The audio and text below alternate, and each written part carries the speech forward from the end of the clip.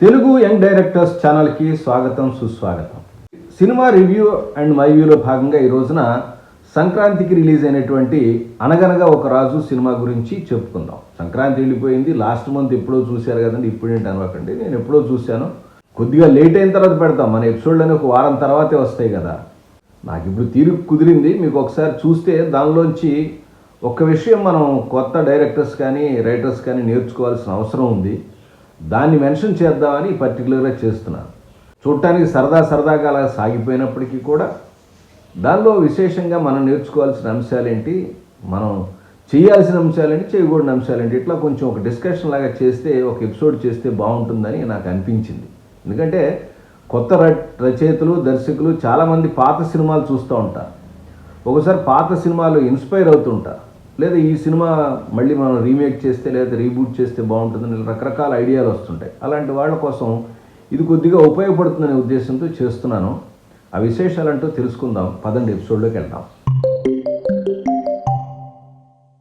నవీన్ పోలిశెట్టి, మీనాక్షి చౌదరి హీరోయిన్గా యాక్ట్ చేసిన ఈ సినిమాలో మారి అని ఒక కొత్త డైరెక్టర్ని పెట్టారు. ఇదే ఇంతకుముందు వేరే ఒక డైరెక్టర్ ఉన్నాడు, కళ్యాణ్ కృష్ణ అని, అతను మార్చారు. రకరకాల ప్రాబ్లమ్స్ ఉన్నాయనుకోండి, అది మీరు కూడా రకరకాల మాధ్యమాల్లో చూసి ఉంటారు. కథ గురించి చెప్పుకోవాలంటే ఈయన ఒక జమీందారు యొక్క మనవడు. తాతగారు స్త్రీ వ్యామోహంతో రకరకాల ఆస్తినంతా కూడా హారతికర్పూరం చేసేసాడు. దీనికి ఆస్తి ఉందానంటే లేని భేషజ్యం ఉంటుంది. వెనకాల పక్కనటువంటి జనాలు ఒక నలుగురు పని చేసేవాళ్ళు, రాజుగారు నేను పని చేయకూడదు, ఉళ్ళు అలవకూడదు, నేను రాజు అంటే ఇలా భోగాలు అనుభవించాలి, పక్కన 10 మంది పని చేసేవాళ్ళు ఉండాలి, వాట్ ఈస్ దిస్, నేను పని చేస్తానా, ఇట్లాంటి భావంతో ఉంటాడు అతను. సరే, అతనికి చాలా అప్పులు ఉంటాయి, లేదా బోలెడు డబ్బు కావాలి, లేదా డబ్బున్న అమ్మాయిని పెళ్లి చేసుకుంటే ఈ ప్రయత్నంలో ఒక పెళ్లి చూపులకు వెళ్తాడు. అది చూసిన తర్వాత మరొక అమ్మాయిని చూస్తాడు, బాగా డబ్బులున్న అమ్మాయి, ఇలా కోట్ల ఆస్తి ఉన్నటువంటి మరొక జమీందారు కూతురు తగులుతుంది. ఫస్ట్ అమ్మాయికి మంగళం పాడేసి రెండో అమ్మాయికి ప్రేమలో ప్రయత్నించి ఆమె రకరకాల ప్రయత్నాల ద్వారా ఆపరేషన్ చారులత అని ఇలా రకరకాల పేర్లు పెట్టి ఆమెను ఎట్లాగొట్ట ఒప్పించి పెళ్లి చేసుకుంటాడు. ఈ ఒప్పించి పెళ్లి చేసుకుంటాం అనేసరికి మనకి ఫస్ట్ హాఫ్ అంటే ఇంటర్వెల్ పాయింట్ అయిపోతుంది. అసలు విషయం ఇంటర్వెల్ దగ్గర బయటపడుతుంది. ఆ పెళ్లి చేసుకున్న అమ్మాయి తండ్రి ఒక లెటర్ పెడతాడు. అంటే అంతకు ముందే కలుసుకున్నప్పుడు నా బాధ్యతలన్నీ నీ మీద పెడుతున్నానంటే ఈయన అనుకుంటాడు మొత్తం ఆస్తి అంతా నాకు రాసిస్తున్నాడు అనే ఫీలింగ్లో ఉంటాడు. కట్ చేస్తే ఆయన అప్పులు కూడా ఈయన మీద పెట్టేసి ఆయన తీర్థయాత్రలకు వెళ్ళిపోతాడు. ఆ అప్పుల్లోంచి ఇతను ఎట్లా బయటపడ్డాడు? ఇతను అప్పులు కాదండి, ఇతను అప్పులు మామూలుగా ఉన్నాయి. అతను తాతగారు చేసినవో లేదా సంపాదించుకోవాల్సిన ఆస్తులు, లేదా డబ్బున్న అమ్మాయిని సంపాదించాలన్న ఆశ అక్కడికే అడయాసి అయిపోయింది. చివరికి ఆ అప్పుల్లోంచో ఈ సమస్యలోంచి ఎట్లా బయటపడ్డాడు అనేదే ఈ సినిమా యొక్క కథగా చివరికి చూపిస్తారు. ఆ చివరి 15 నిమిషాలు కొంచెం అపీలింగ్గా, కొంచెం ఎమోషనల్గా తీశారు, బాగానే ఉంది.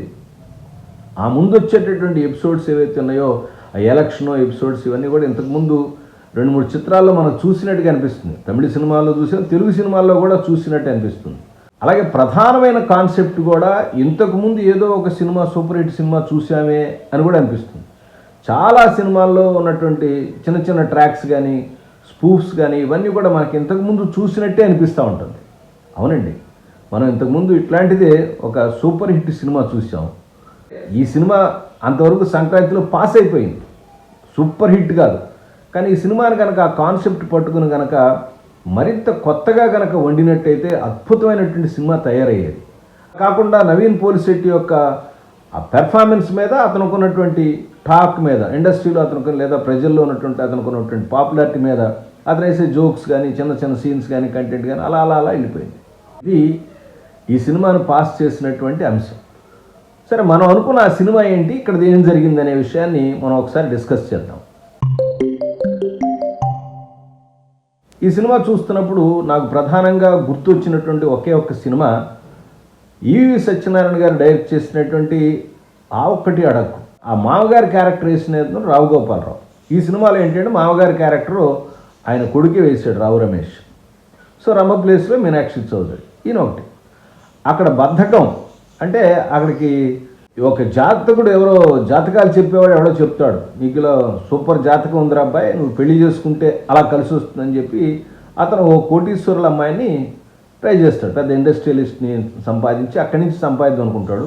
మామగారు ఇతని బద్ధకాన్ని ఎట్లా వదిలించాడనే దానిలో కాన్సెప్ట్. మీరు 2 సినిమాలని మీరు చూడండి, నా గురించి నేను చెప్పానని కాదు, 2 సినిమాలు చూడండి. ఒకే టైప్ ఆఫ్ కాంటెక్స్ట్ ఉన్నప్పటికీ కూడా ఒక అనుభవం ఉన్న డైరెక్టరు ఆ కాన్సెప్ట్ అంటే పాత తరం దర్శకులు కథని ఎంత తొందరగా స్టార్ట్ చేశారు, కథని చెప్పే విధానంలో ఎట్లా నూతన పోకళ్ళు పోయారనేటువంటి విషయం మీకు దానిలో స్పష్టంగా అర్థమవుతుంది. పాత సినిమా అయినప్పటికీ కూడా ఇప్పటికి చూసినా కూడా ఎంటర్టైన్మెంట్గా ఉంటుంది.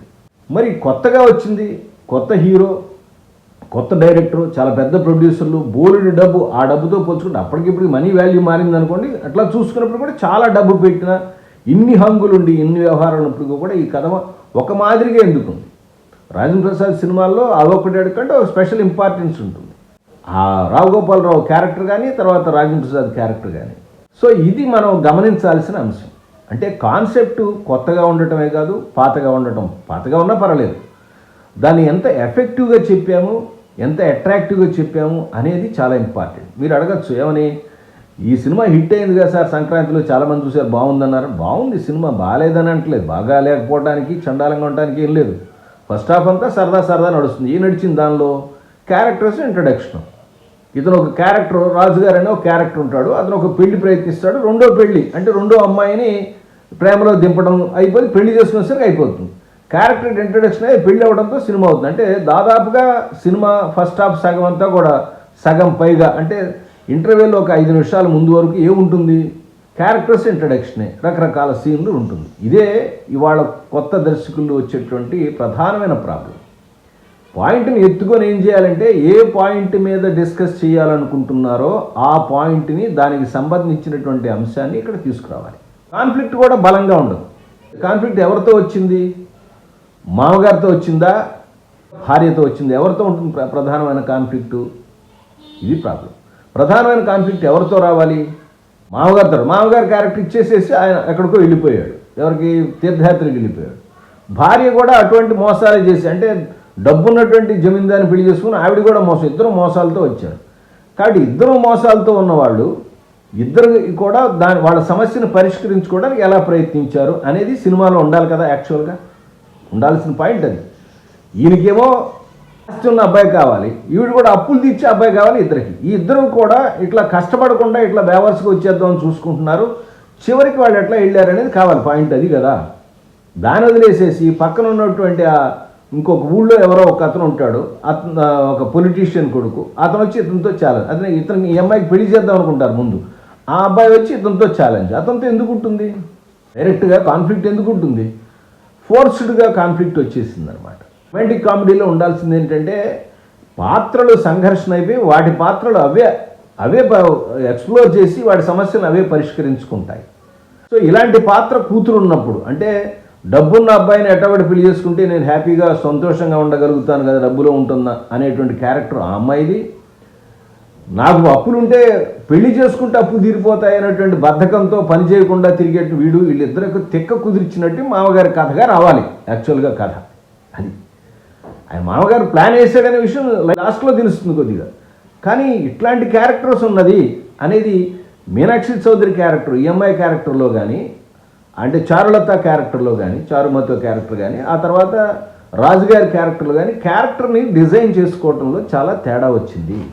ప్రాపర్గా క్యారెక్టర్ని డిజైన్ చేసుకోలేదు. అందువల్లే మనకి కాన్సెప్ట్ మంచిది అయినప్పటికీ కూడా కాన్ఫ్లిక్ట్ సరిగ్గా ఎస్టాబ్లిష్ కాకుండా, చెప్పాల్సిన అంశం మీద కాకుండా ఏదో అంశం, ఎలక్షన్స్ అని అవి అని ఇవని చివరికి వచ్చి ఒక పాయింట్ మీద తీసుకొచ్చి సినిమాని ఎండ్ చేసేటట్టు అవుతుంది. అది సినిమా ఎందుకు సక్సెస్ అయిందంటే ఒక చిన్న పాయింట్ చెప్పచ్చు. ఎప్పుడైనా సినిమా బయటకు వస్తుంది, నవ్వించి వచ్చారు, సినిమా లాస్ట్లో వచ్చిన ఒక 15 నిమిషాలు గుండెకి పట్టుకునేట్టు. అంటే ప్రజెంట్ కండిషన్లో పాలిటిక్స్ కూడా అట్లా రకరకాలుగా ఉన్నాయి. జనాలు కూడా సంక్రాంతి మూడు, సరదాగా ఉంది, వచ్చిన ఇన్ఫర్మేషన్ చెప్పారు, బాగుంది కదా అని వదిలేశారు. అట్లా కంపేరిటివ్గా అన్ని సినిమాలతో, అంటే 4 సినిమాలు రిలీజ్ అయినా అనుకున్నాం మనం, దానిలో ఇప్పటికి మనం ఈ సినిమాతో కలిపి 3 చెప్పాను, ఇంకోటి భర్త మహాశైలు ఉంటుంది. ఈ 4 స్క్రిప్టుల్లో కొంచెం మాదిరిగా కొంచెం ఆలోచించి కొత్తగా బిగినింగ్ నుంచి చివరిగా రాసిన స్క్రిప్ట్ ఏదన్నట్టు నారీ నడుమురారి. దీనికన్నా కూడా అది బెటర్ స్క్రిప్ట్ అని నాకు అనిపిస్తుంది. ఈ సినిమాలో కూడా మీరు గమనించినట్టయితే మీరు చూడండి, ఈ సినిమాలో కూడా చెప్పాలనుకున్న పాయింట్ మీద క్లారిటీ లేకపోవటం. అంటే పాత్రకి ఎలా క్లారిటీ లేదో, పాత్ర క్లారిటీ లేకపోవటం పర్లేదు, అలాంటి క్లారిటీ లేని క్యారెక్టర్ ఒకటి ఉంది సార్, జీవితంలో ఏం వాళ్ళో తెలియని అనుకున్నాం క్యారెక్టర్ ఉంది, దానికి అలా ట్రాన్స్ఫర్మేషన్ అయిందని మనం చూపించవచ్చు. దర్శకుడికి అవగాహన ఉండాలి కదా, ఇలాంటి క్యారెక్టర్ని ఏం చేయాలి, నేను దానిలో ఎలా తీసుకురావాలి మార్పు. రాజుగారిలో మార్పు వచ్చింది చివరిలో. ఆ మార్పు రావడం అనేది ఈ సినిమాకు ఒక ప్లస్ పాయింట్. అలాగే మీనాక్షి చౌదరి క్యారెక్టర్ కూడా ఒక రకంగా ఉంటే, అంటే ఆశల ఊహల్లో బతుకుతున్న అమ్మాయి మళ్ళీ ప్రాక్టికల్గా, అంటే డబ్బు లేకపోయినా సరే ఒక ఒక అర్థం చేసుకునేటువంటి భర్త ఉంటే చాలు, ఇదే నాకు సుఖం అని అమ్మాయి కానీ తెలుసుకునేట్టుగా అమ్మాయి పాత్ర కూడా మలిచినట్టు ఉంటే ఇది ఒక అద్భుతమైన ఉండేది, ఒక స్క్రిప్ట్గా ఉండేది. అలాగే కాన్ఫ్లిక్ట్ పాయింట్ అనేది ఒక ప్రధాన పాత్ర అనేది దానికి మిగతా ఆపోజిట్గా ఉన్న పాత్రకి మధ్య సరైనటువంటి ఎస్టాబ్లిష్ కాల, కాన్ఫ్లిక్ట్ ఎస్టాబ్లిష్ కాల. ఎవరైతే ఎర్రిబాబు ఉన్నాడో ఆ ఎర్రబాబు యొక్క క్యారెక్టర్కి ఇతనికి మధ్య కాన్ఫ్లిక్ట్ ప్రాపర్గా ఎస్టాబ్లిష్ కాలేదు. ఎందుకు అవ్వాలి? ఒకనొక సందర్భంలో అమ్మాయిని మ్యాన్ హ్యాండ్లింగ్ చేసినట్టుగా పట్టుకుంటాడు. ఇలాంటిది బిగినింగ్లో అంటే ఇతను ఎమ్మడి పడుతున్నప్పుడు ఇద్దరికి కూడా, నేను ఇలా బాగా చదువుకున్నవాడిని, ఆల్రెడీ డబ్బు ఉన్నవాడిని, ఎమ్మెల్యే కొడుకుని, నువ్వు ఆప్టా లేదు రాజు, నీ దగ్గర రూపాయలు లేదురా అంటే, రూపాయలు లేకపోయినా సరే పెళ్లి చేసుకుని ఏం చేస్తావు చూడంటే, వాళ్ళిద్దరి మధ్య ఇంకా సీన్స్ కనుక అల్లినట్టుకుంటే ఇంకా బలంగా పాత్ర ఉండేది. సో కేవలం మనకి అనుకూలంగా, మనకి నచ్చినట్టుగా, మనకి ఇష్టం వచ్చినట్టుగా సీన్స్ రాసుకుపోవటం వలన ఈ సినిమాలనే కాన్సెప్ట్ కొత్తగా అనిపించినప్పటికీ కూడా, కొత్తగా చెప్పాల్సిన ప్రయత్నం ఉన్నప్పటికీ కూడా బద్ధకంతో రాసిన స్క్రిప్ట్గా అనిపిస్తూ ఉంటుంది నాకైతే. చాలా సినిమాల్లో వచ్చినటువంటి క్యారెక్టర్ స్పూఫ్ కానీ, పాటలు కానీ, లేకపోతే కొన్ని సెకండ్ హాఫ్లో వచ్చిన ఒక సీక్వెన్స్ అయితే మనం ఇంతకుముందు తమిళ సినిమా ఏదో చూసాం, ఒకటి యోగిబాబు సినిమా అనుకుంటాం, దానిలో ఉన్న ట్రాక్ లాగానే ఉంటుంది ఆల్మోస్ట్. తర్వాత కమిటీ కుర్రోళ్ళు ఎట్లా ఏంటో అలాగే ఎలక్షన్స్ అని సేమ్ ప్రాసెస్లో ఉంటుంది. కానీ యూత్కి ఎందుకు పట్టింది ఈ క్యారెక్టర్ అంటే, సీన్స్ అన్నీ ఇప్పుడు కొత్తలాగా, అంటే ఏంటంటే రీల్స్ చేయడం, రీల్స్ ద్వారా పాపులర్ ఎంత ఇట్లా రావడం, ఇట్లా అనిపిస్తూ ఉంటాయి. అలాగే ఒక సీన్లో ఒక 20 crores ఆఫర్ చేస్తాడు ఒక ఆయన, ఎమ్మెల్యే ఆయన. అలాంటి సీన్ మనకు అసెంబ్లీ రౌడీలో ఉంటుంది. అసెంబ్లీ రౌడీలో ఇట్లాగే చేస్తే తెల్లారిపోద్దున ఒక పంచాయతీ పెడతాడు, ఈయన ఇట్లా చేశాడని చెప్పని ఛాలెంజింగ్గా. సో అలాంటిది ఇక్కడ ఉంది. ఇది కొంచెం కాంటెక్స్ట్ ఒకటైనప్పుడు కంటెంట్ మార్చారు. ఇది నేను అది చూసినప్పుడు అదే అనుకున్నాను, ఇట్లా ఎందుకు చేస్తాడు, దీనికి ఏదో రీజన్ ఉంటుంది అనుకున్నా. అలాగే జరిగింది. నేను తీసుకోవడం మంచిదే, నేను కాదంటలేదు. కానీ క్యారెక్టర్స్ని ప్రాపర్గా డిజైన్ చేసి, కాన్ఫ్లిక్ట్ని ముందే ఎస్టాబ్లిష్ చేసి, కథని కొంచెం ముందుగా స్టార్ట్ చేసి, ఈ రెండు పాత్రలు మార్చడానికి ఏం ప్రయత్నం జరిగింది, వాళ్ళు ఎలా మారారు ఒకళ్ళొకళ్ళు కష్టపడి. నన్ను మోసం చేశాడు, ఇద్దరు మోసం చేశారు, కష్టం నుంచి బయటపడాలి రాలేదు. వాళ్ళ మధ్య ఒప్పందం కలిగి ఒకరికొకరు సహకారం చేసుకోవాలనేది. ఎవరో చెబితే ఆ పక్కన ఉన్న క్యారెక్టర్ మరో క్యారెక్టర్ చెబితే భార్య వచ్చి సపోర్ట్ చేసినట్టు ఉండకూడదు. రొమాంటిక్ కామెడీలో వాళ్ళ కష్టాలు వాళ్ళు తీర్చుకోవాలి. ఉంది ఆల్మోస్ట్ కానీ ఒక మాదిరిగా ఉంది సినిమా. మరింతగా జాగ్రత్తగా రాసినట్టు కూడా ఇంకా అద్భుతంగా ఉండేది అనిపిస్తుంది. మరొక అంశంతో మళ్ళీ కలుస్తాను. అప్పటిదాకా నమస్కారం.